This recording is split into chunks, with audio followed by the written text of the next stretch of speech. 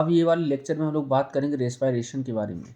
तो पहला लेक्चर हम लोगों ने देखा जिसमें था पूरा का पूरा न्यूट्रिशन के बारे में। तो न्यूट्रिशन के बारे में हम लोगों ने अच्छे से समझा किस तरह से न्यूट्रिशन कंप्लीट होता है, चाहे वो ह्यूमन बीइंग हो चाहे वो प्लांट हो। ह्यूमन बीइंग में कौन कौन से एंजाइम की ज़रूरत पड़ती है डाइजेशन के लिए, और प्लांट में किस तरह से न्यूट्रिशन कंप्लीट होता है, इनके रिएक्शन के बारे में भी जाने थे। ठीक है, आज हम लोग बात करेंगे रेस्पिरेशन। अगर आप लोगों ने पिछला लेक्चर हमारा नहीं देखा है तो उसको भी जाके देखें। तो चलिए स्वागत करते हैं आप सभी का हमारी खूबसूरत चैनल एडवेंचर क्लासेस में, जहाँ पर हम लोग देखेंगे रेस्पिरेशन। और वीडियो को लास्ट तक ज़रूर देखें। अगर पसंद आए तो शेयर, लाइक और सब्सक्राइब करना ना भूलें। चलिए, वास्तव में रेस्पिरेशन क्या होता है? तो रेस्पिरेशन एक प्रोसेस होता है of taking in oxygen and giving out carbon dioxide. मतलब ऑक्सीजन को लेना और कार्बन डाइऑक्साइड को निकालना। ठीक है, तो ये हमारा एक प्रोसेस है। किस तरह से हम समझेंगे इसको? तो हमारे पास मान लो शुरुआत में ऑक्सीजन है, ऑक्सीजन को हमने लिया। ठीक है, this is not respiration, this is breathing. क्या करें, हम ऑक्सीजन को ले लें और कार्बन डाइऑक्साइड को छोड़ दें, तो ये हमारा एक रेस्पिरेशन नहीं है, ये क्या है? ब्रीदिंग है। Breathing is a part of respiration, लेकिन जो ब्रीदिंग है वो एक रेस्पिरेशन का ही पार्ट है। It involve only exchange of gases. ये केवल एक्सचेंज ऑफ गैसेस को ही इन्वॉल्व करता है। कौन? ब्रीदिंग। लेकिन जो रेस्पिरेशन है वो क्या है? तो ब्रीदिंग में क्या होता है कि वहां पर एक्सचेंज होता है गैसेस का, कार्बन डाइऑक्साइड एंड ऑक्सीजन का। तो रेस्पिरेशन में फिर क्या है? Oxygen enter the lung through breathing. Breathing में क्या होता है? ऑक्सीजन इंटर होती है कहाँ? लंग्स में।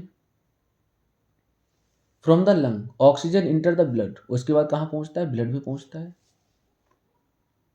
Blood carries oxygen to all the cell of the body. अब जैसे ही वो ब्लड तक पहुंचा ऑक्सीजन, तो ब्लड क्या करता है? ऑक्सीजन को कैरी करके सारी बॉडी के सेल तक पहुंचाता है। Inside the cell oxygen enter the mitochondria. उसके बाद सेल के अंदर ऑक्सीजन कहाँ पहुंचती है? माइटोकॉन्ड्रिया के अंदर। ठीक है, इन द माइटोकॉन्ड्रिया। अब माइटोकॉन्ड्रिया में क्या होगा? Food is broken down with the help of oxygen to release energy in the form of ATP. तो यहाँ पर सबसे पहले जो ऑक्सीजन गई वो बॉडी के पार्ट तक पहुंची, ब्लड वेसल तक पहुंची, सेल तक पहुंची, सेल के अंदर माइटोकॉन्ड्रिया वहां पहुंची, और वहां पर पहुंचने के बाद इन the mitochondria food is broken down with the help of oxygen.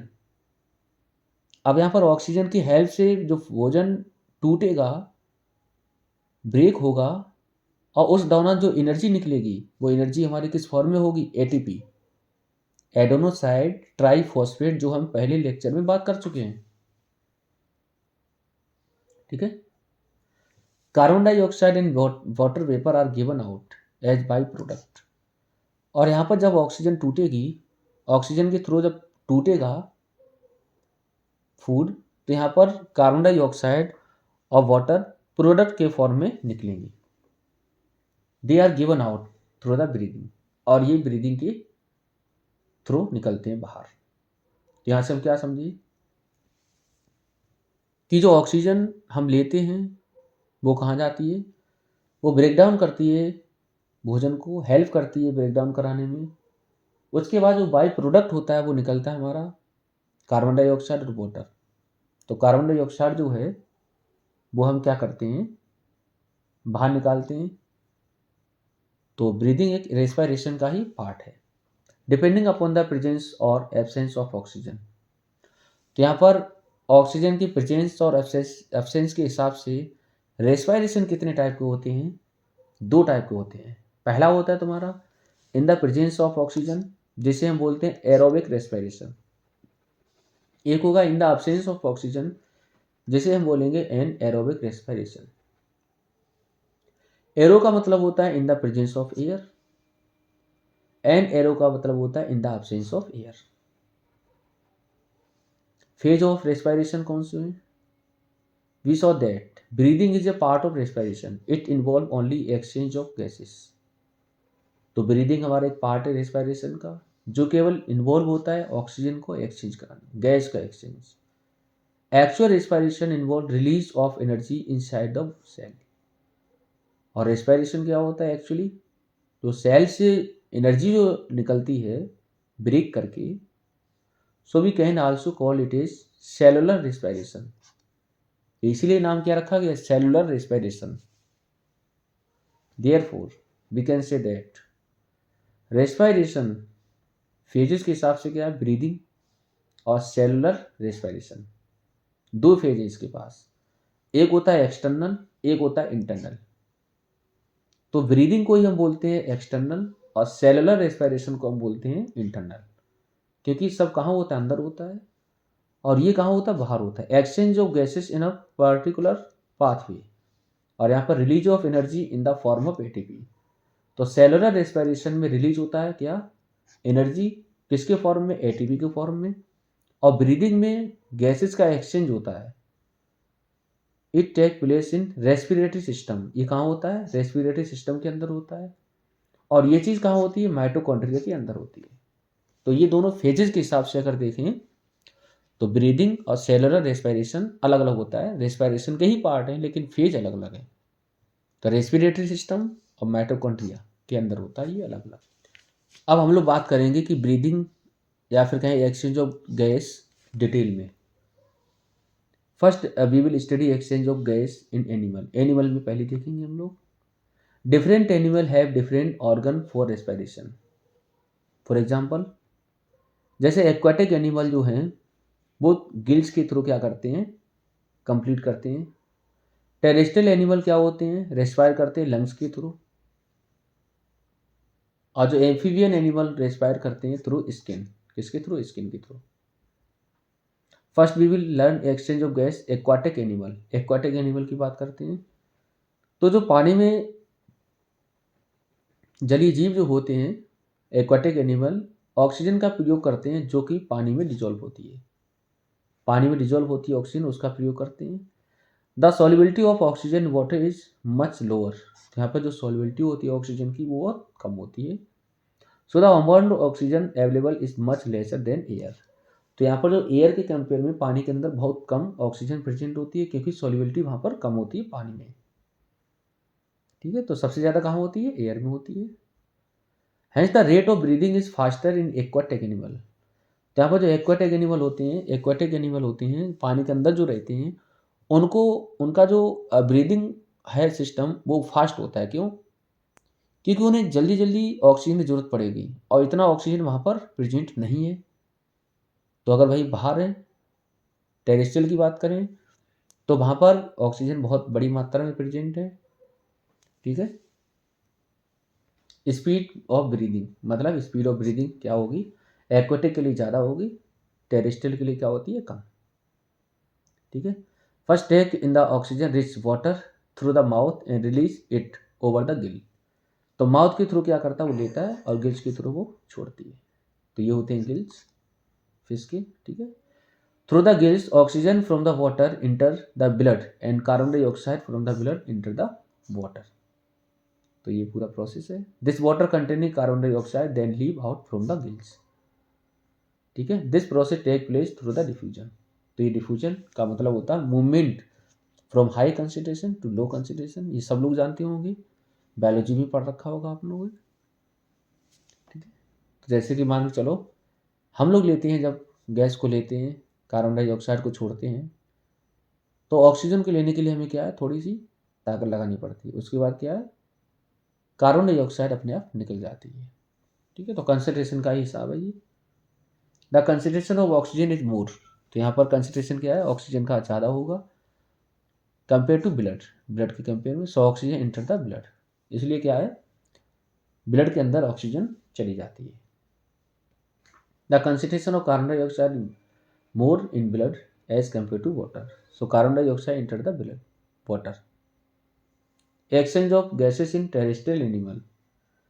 Terrestrial animal में किस तरह से एक्सचेंज होता है, ये क्या करते हैं, एयर से ऑक्सीजन को लेते हैं, एयर से ऑक्सीजन को लेते हैं। The respiratory organ in different animal are different but process of diffusion is common. और जो डिफ्यूजन का प्रोसेस है वो कॉमन होता है सब में, हाई कंसंट्रेशन से low concentration. These organ have special structure that increase the surface area so that more exchange of gases take place. तो इनके पास एक स्पेशल स्ट्रक्चर होता है, बात करते हैं कौन सा स्ट्रक्चर है। इस तरह से आप लोग देखा होगा, ठीक है। Where these structure are delicate so they are placed within the body, ये बॉडी के अंदर होता है, ठीक है। The respiratory tract include, respiratory tract होता है ये किस क्या क्या इंक्लूड करता है, तो बात करते हैं।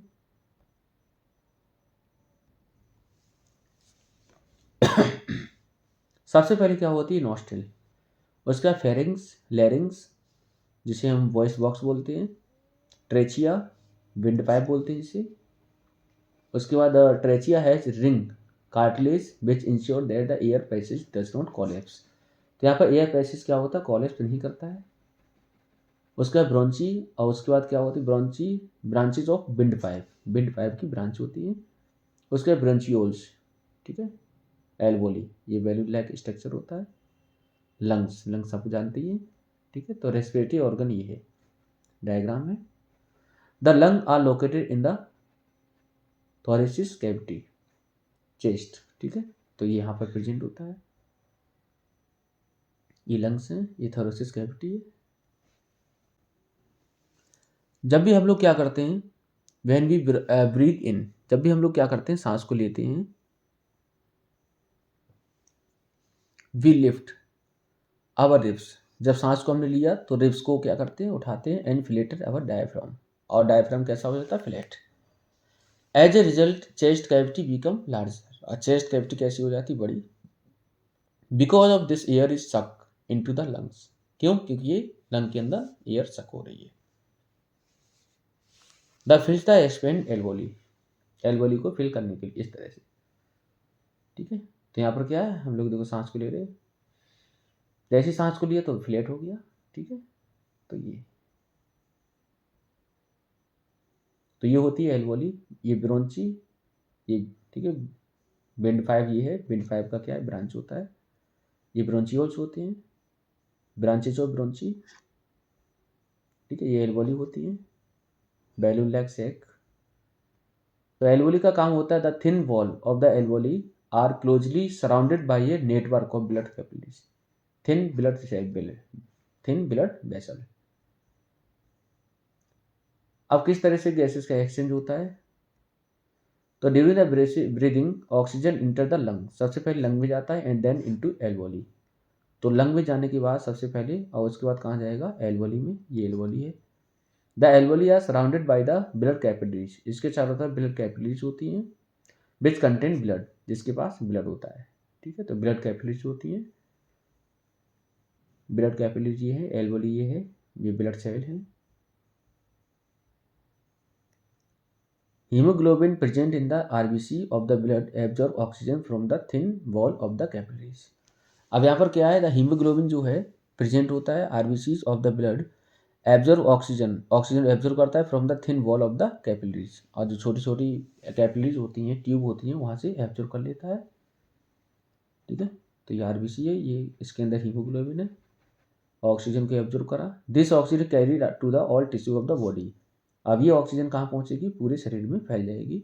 एट द सेम टाइम, उसी टाइम पे क्या होता है, CO2 from the tissue is taken up by haemoglobin, और उसी टाइम ये हीमोग्लोबिन क्या करता है, कार्बन डाइऑक्साइड को खींच लेता है, and release into the alveoli by diffusion, और एल्वोली के थ्रू, ये डिफ्यूजन के थ्रू बाहर निकाल देता है। This CO2 goes out of the body when we breathe out air, तो जब भी हम एयर को बाहर निकालते हैं तो कार्बन डाइऑक्साइड बाहर निकल जाती है। Haemoglobin help in exchange of gases between the alveoli and the surrounding tissue. Haemoglobin एक हमारा पिगमेंट होता है जो काम करता है किसका, एक्सचेंज ऑफ गैस, गैस को एक्सचेंज कराने में, ठीक है। तो ऑक्सीजन है उसको बिल्कुल कहाँ, पूरी बॉडी में फैलाने का काम करता है कौन, हीमोग्लोबिन, और उसी टाइम पे कार्बन डाइऑक्साइड को खींच के ले आता है एल्वोली के थ्रू लंग्स के थ्रू, उसके बाद बॉडी से बाहर निकल जाती है carbon dioxide between the oil body and surrounding tissues. So haemoglobin is called the respiratory pigment, इसलिए हम क्या कहते हैं, हीमोग्लोबिन को रेस्पिरेटरी पिगमेंट बोलते हैं। During the breathing cycle when air is taken in and let out, the lungs always contain a residual volume of air so that there is sufficient time for oxygen to be absorb and for carbon dioxide to be release. तो या फिर जब breathing cycle होती है कुछ, ठीक है, तो उस साइकिल में सारी चीज़ें कंप्लीट होती हैं।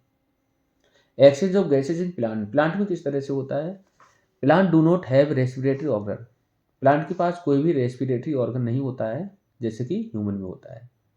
प्लांट आर स्टेशनरी, अब प्लांट कैसे होते हैं, स्टेशनरी होते हैं, fix at place, so their energy required is less, तो इसलिए इन्हें क्या है, एनर्जी की बहुत कम जरूरत पड़ती है। लेकिन ह्यूमन बींग क्या है, उसको चलना है, रेस्ट में तो रहना नहीं हमेशा, तो यहाँ पर एनर्जी की ज़्यादा आवश्यकता पड़ती है। So the process of respiration is slower as compare to animal, तो यहाँ पर जो प्लांट के अंदर जो रेस्पिरेशन होता है वो स्लो होता है, किसके कंपेयर में, एनिमल के कंपेयर में। So there is a very little transport of gases, यहाँ पर गैसेस का ट्रांसपोर्टेशन बहुत कम होता है। The gases are exchange by the process of diffusion, यहाँ पर जो गैसेस का एक्सचेंज होता है वो केवल और केवल डिफ्यूजन के थ्रू होता है, हायर कंसेंट्रेशन से lower concentration. During day time, अगर दिन के समय की बात करें, ड्यू टू ओपन स्टोमेटा, यहाँ पर स्टोमेटा ओपन रहता है and stomata respiration and photosynthesis simultaneously, यहाँ पर क्या होता है, दिन के समय stomata respiration and photosynthesis is simultaneous, एक साथ होता है, ठीक है। तो यहाँ पर O2 is release, oxygen release होती है और यूटिलाइज फॉर रेस्पिरेशन, और रेस्पिरेशन के लिए जो कार्बन डाइऑक्साइड गई है वो प्रयोग कर ली जाती है, CO2 is given out respiration के थ्रू, और ये फोटोसिंथेसिस के लिए प्रयोग कर ली जाती है, CO2 is use for photosynthesis, ठीक है। During night time no photosynthesis, यहाँ फोटोसिंथेसिस होगा नहीं, NO2 निकलेगी नहीं, तो रेस्पिरेशन होगा नहीं, respiration more CO2 is eliminated to cellular और ब्रीदिंग एक्सटर्नल, ठीक है, इसे बोलते हैं internal. Cellular respiration inside the cell, there is a organelle called as cell, mitochondria, inside the mitochondria glucose is oxidise, glucose जो है वो ऑक्सीडाइज होगा, broken down in oxygen, oxygen के द्वारा ये ब्रेक होगा, ब्रेक होने के बाद प्रोड्यूस करेगा एनर्जी को, और एनर्जी हमारी एक ATP के फॉर्म में होती है जिसे बोलते हैं adenosine triphosphate. It is a biochemical process, ये कैसा प्रोसेस है, बायोकेमिकल प्रोसेस है, लेकिन जो ब्रीदिंग है वो हमारा फिजिकल प्रोसेस है। अब हम step by step cellular respiration को समझेंगे। इनसाइड द सेल, सेल के अंदर ग्लूकोज क्या होता है, इसके बाद 6 कार्बन कंपाउंड होते हैं, ठीक है, broken down into pyruvate which is 3 carbon compound, ये पायरुवेट में कन्वर्ट होगा। This step take place in the cytoplasm, ये कहाँ होती है, साइटोप्लाज्म के अंदर होती है, कहाँ होती है, साइटोप्लाज्म के अंदर। दिस प्रोसेस इज एनएरोबिक, कैसा होगा, एनएरोबिक होगा, एब्सेंस ऑफ ऑक्सीजन, यहाँ पर कोई ऑक्सीजन की जरूरत नहीं होगी। तो ग्लूकोज से जब पायरुवेट बनेगा तो हमारा होगा एनएरोबिक, क्योंकि ऑक्सीजन की जरूरत नहीं पड़ी। इट इज कॉल्ड ग्लाइकोलिसिस, क्या होगा, ग्लाइकोलिसिस। तो ग्लाइकोलिसिस कहाँ होता है, ग्लाइकोलिसिस हमेशा साइटोप्लाज्म के अंदर होगा। Now pyruvate enter to mitochondria, अब क्या होगा, पायरुवेट माइटोकॉन्ड्रिया के अंदर हुआ। Here pyruvate is broken down into the presence of oxygen to release energy in the form of ATP। अब यहाँ पर जो पायरुवेट है, पहले देखो सारी की सारी कहानी कहाँ हुई थी, साइटोप्लाज्म के अंदर हुई थी, ठीक है। तो साइटोप्लाज्म के अंदर जो भी हमारा साइटोप्लाज्म है, सेल के अंदर साइटोप्लाज्म है, उसके अंदर क्या है, ग्लूकोज जो है वो 3 कार्बन में टूटा, पायरुवेट बना। अब ये पायरुवेट क्या होगा, माइटोकॉन्ड्रिया के अंदर इंटर करेगा, और माइटोकॉन्ड्रिया के अंदर इंटर करने के बाद अब ये ब्रेक होगा, ब्रेक करेगा, ठीक है, ऑक्सीजन रिलीज करेगा इन द और किसके फॉर्म में, एनर्जी के फॉर्म में, CO2 and H2 are given out as the by product. और यहाँ पर बाई प्रोडक्ट क्या निकलेंगे, कार्बन डाइऑक्साइड और वाटर। ठीक है। हाउएवर ड्यूरिंग हैवी एक्सरसाइज, जब भी हैवी एक्सरसाइज करोगे, the human muscle cell respire in the lack of oxygen, तो यहाँ पर ऑक्सीजन की कमी आ जाएगी। So in the muscle cell pyruvate is broken down in the lack of oxygen to release energy 2 ATP। कितना, 2 ATP, तो पायरोवेट है। ठीक है। ये लैक्टिक एसिड फॉर्म, तो यहाँ पर क्या बनता है, लैक्टिक एसिड। क्या बनेगा, lactic acid by product. This lactic acid gets accumulate in the muscle cell. Due to this the muscle feel fatigue during exercise.